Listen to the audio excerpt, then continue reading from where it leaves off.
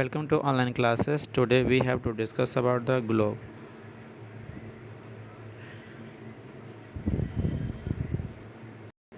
It is a true model of the earth. हम globe से अर्थ का मॉडल को दिखा सकते हैं, है ना। अर्थ दिखने में कैसा है, उसका रोटेशन कैसा होता है, यानी कि अर्थ का अगर हम प्रॉपर स्टडी करना चाहें, अर्थ का जो फिजिकल पार्ट है ना, या जो इसका रोटेशन है, रिवोल्यूशन कैसे करता है, रिवॉल्व कैसे करता है, एक्सिस क्या है, लॉन्गिट्यूड, लैटिट्यूड्स, ग्रिड्स क्या है, तो ये सब जब हमें समझना होता है तो हम ग्लोब का यूज़ करते हैं, उसका हेल्प लेते हैं। आइए आगे देखते हैं ग्लोब का मीनिंग क्या है। Our planet Earth is home to all living beings. It has both land masses and water masses on its surface. It is also surrounded by an envelope of air called atmosphere. ये जो है जितने भी living beings है उसका home है। जितने भी लिविंग बींग्स है वो कहाँ पे रहते हैं? अर्थ पे रहते हैं। It has both land masses and water masses on its surface. इसके सरफेस पे लैंड मासेस भी है, कंटिनेंटल पार्ट है ना, और ओशियंस पार्ट भी है, वाटर भी है और लैंड मासेस भी है। ग्लोब पे लैंड मासेस और वाटर मासेस दोनों हैं। आगे, और ये जो है ना, ये जो ग्लोब है, ये क्या है? ये एटमॉस्फेयर से सराउंडेड है, एटमॉस्फेयर से घिरा हुआ है, यानी कि एटमॉस्फेयर का जो लेयर है उसके अंदर में है। तो एटमॉस्फेयर को बताया गया है कि एज अ एनवेलप के जैसा, जैसे हम लोग लेटर को पुट करते हैं ना एनवेलप में, तो ऐसा ही ये एनवेलप टाइप का हो गया, सराउंडेड, घिरा हुआ है। ठीक है, नेक्स्ट।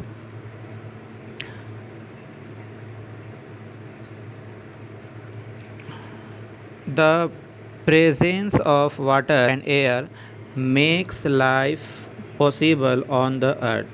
ये जो अर्थ पर जो वाटर प्रेजेंस है ना, वाटर प्रेजेंस है, एयर प्रेजेंस है, तो ये क्या पॉसिबिलिटी दिखाता है? ये पॉसिबिलिटी दिखाता है कि यहाँ पे लाइफ एग्जिस्ट हो सकता है, अर्थ एयर के कारण, वाटर के कारण और लैंड मासेस है।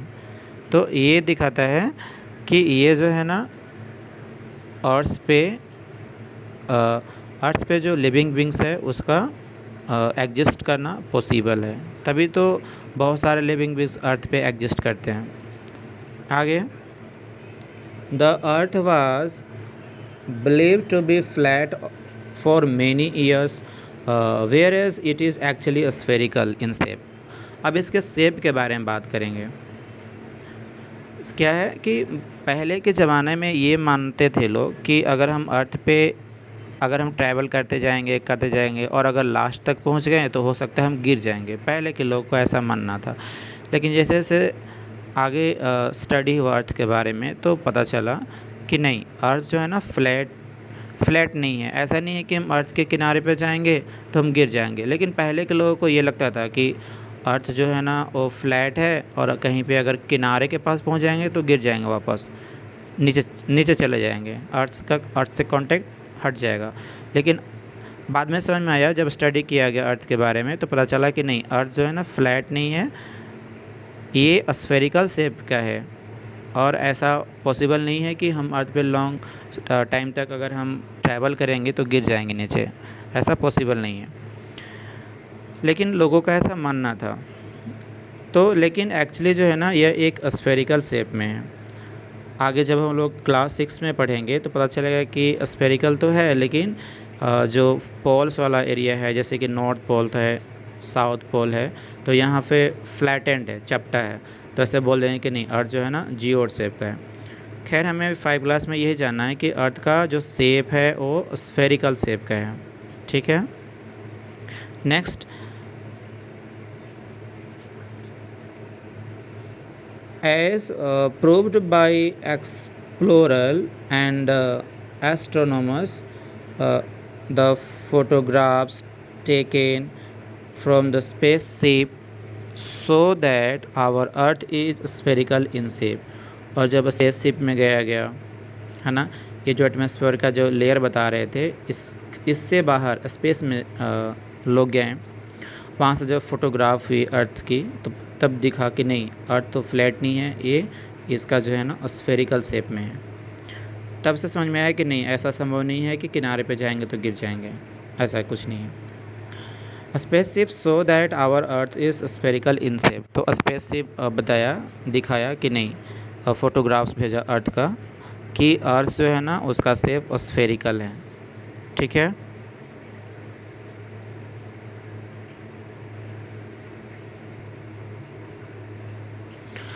आगे हमें समझना है surface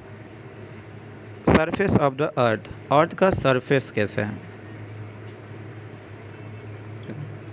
More than 70% of the Earth's surface is covered with water and the remaining is land.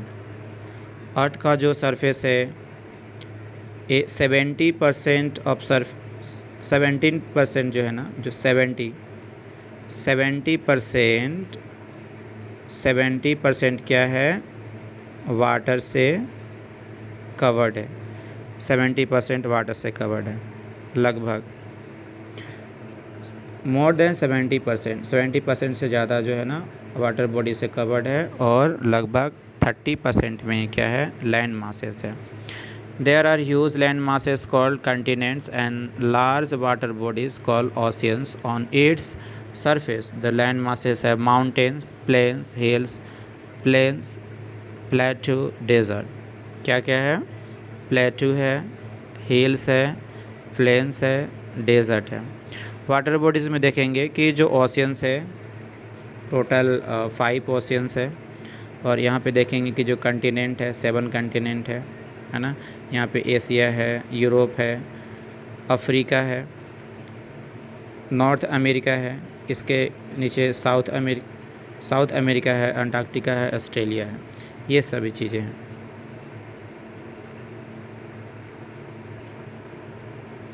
यहाँ पे देखते हैं, ये एशिया है कंटिनेंट, यहाँ पे यूरोप है, सबसे बड़ा है कंटिनेंट, सबसे ग्रेटर है। यहाँ पे नॉर्थ अमेरिका है, यहाँ पे साउथ अमेरिका है, अफ्रीका है, और इसके बाद देखेंगे यहाँ पे अंटार्कटिका है, ये अंटार्कटिका है, और यहाँ पे ऑस्ट्रेलिया है। 7 कंटिनेंट है और 5 ओशियंस है।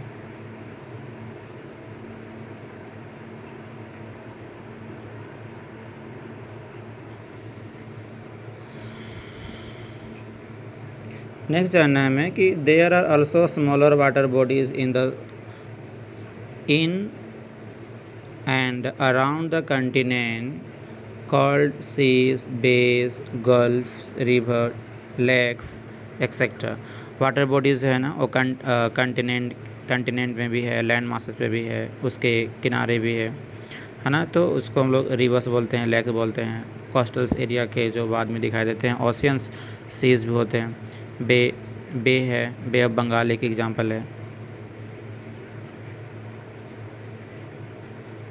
In all there are 7 continent and 5 oceans. Total कितने हैं कंटिनेंट? 7 है और ओशियंस 5 है।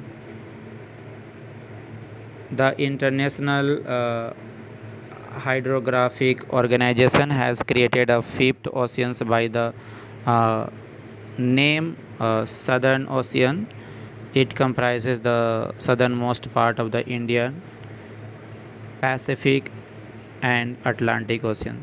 देखते हैं यहाँ पे Asia, Africa, Antarctica, Europe, south America, north America, south America, Australia, ये 7 कंटिनेंट है। यहाँ पे ओशियंस है, पैसिफिक है, अटलांटिक है, इंडियन ओशियन है जो कि इंडिया का जो साउथ पार्ट है उसके का जो साउथ वाला पार्ट में है, ठीक है।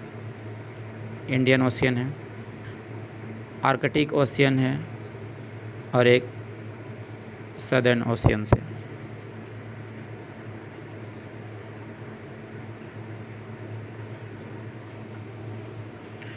आगे हमें समझना है ग्लोब के बारे में।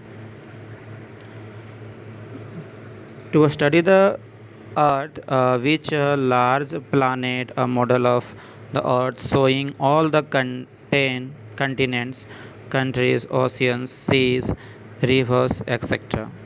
हम लोग ग्लोब में क्या स्टडी करते हैं, जैसे कि कितने कंटिनेंट्स है, कंट्रीज़ कितने हैं, ओशियंस को सीज़ को, ये सब को स्टडी करते हैं। ओशियंस देखने में कैसा, उसका शेप कैसा है ना, ये तो यहाँ पे हम रिप्रेजेंट कर सकते हैं। कंटिनेंट्स का शेप कैसा है, एशिया कैसा दिखता है, यूरोप कैसा दिखता है, या फिर बोले जो अफ्रीका है, साउथ अमेरिका है, नॉर्थ अमेरिका है, अंटार्कटिका है, उसका शेप कैसा है, ये सब चीज़ को हम स्टडी कर सकते हैं। In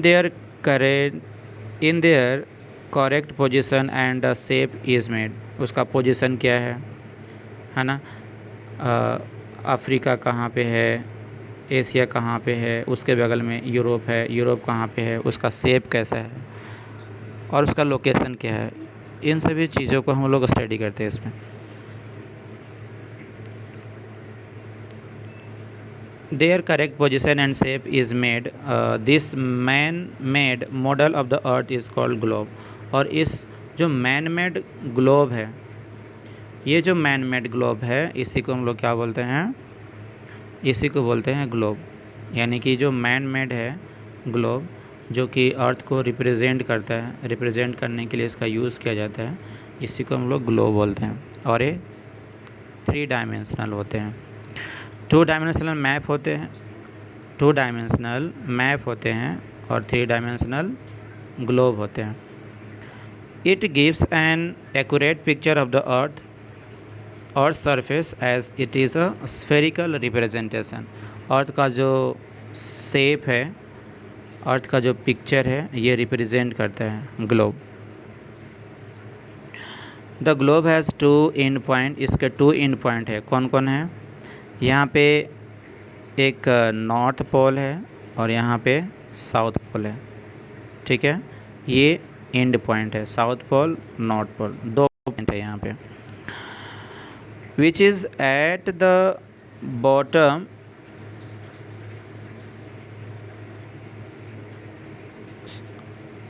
the north pole which is at the top and the south pole which is at the bottom. There is an imaginary line joining the north pole with the south pole.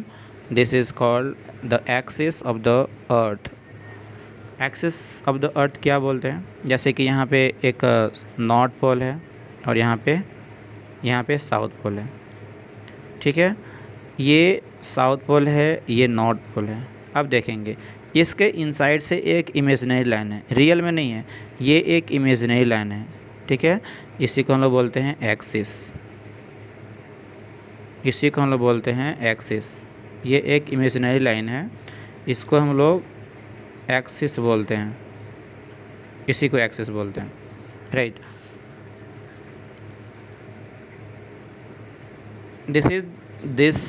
This is called the axis of the earth.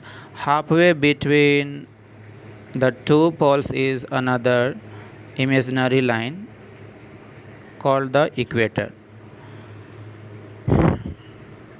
Equator कैसा line है, जैसे कि यहाँ से देखेंगे, ये जो Midway दिखाई दे रहा है बीच में, है ना,